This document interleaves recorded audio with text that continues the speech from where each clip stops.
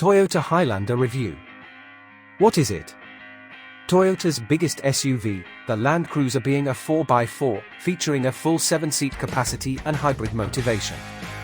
Highlights include the aforementioned 7 seats with a middle row that slides about, a full 180mm, a chunky spec list from the 2 UK available models. XL and XL Premium, that includes 20-inch alloy wheels, a panoramic roof, an 11-speaker JBL sound system, an 8-inch multimedia display with Apple CarPlay and Android Auto, plus that hybrid all-wheel drivetrain that manages a smidge under 40 miles per gallon and 160 km CO2. The Highlander has been merrily knocking about in other markets for a while now, starting relatively small way back in 2000, growing gently over the years until this current generation based on Toyota's Gakei platform.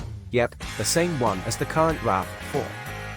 And that expanded platform means just under 5 meters of your finest large barge making use of a 2.5-liter 4-pot internal combustion engine mated to electric motors fore and aft to give 4-wheel drive, 62 miles per hour in 8.3, and on to a maximum of 111 miles per hour, should you be in possession of a very long stretch of tarmac and nothing better to do.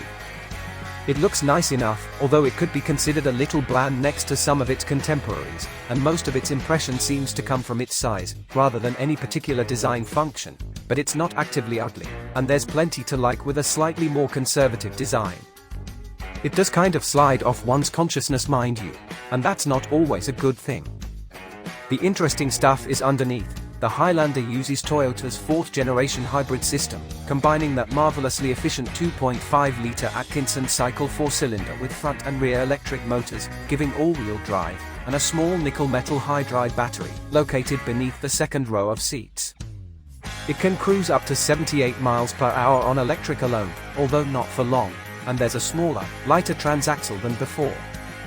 A transaxle very simply being a one-stop shop for housing the transmission, axle, and differential, something usually used in cars with the engine at the same end of the car as the driven wheels.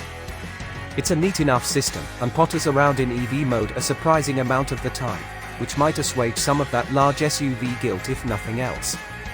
What's the verdict? The Highlander suffers mainly from an excess of middle-of-the-road. It's fine. But fine isn't quite good enough. The problem for the Highlander is that there's a heavy set of competitors in this sector, and no matter how narrow or broadly Toyota tries to define the Highlander's opposition, it gets bitten from both above and below. It also isn't immune to the odd cross-shop from out of sector, because let's face it, £50,000 plus is a decent chunk of money. So you're looking at the aforementioned Kia Sorento, Land Rover Discovery Full Fat and Sport, even possibly the Defender, offerings from VW, Audi,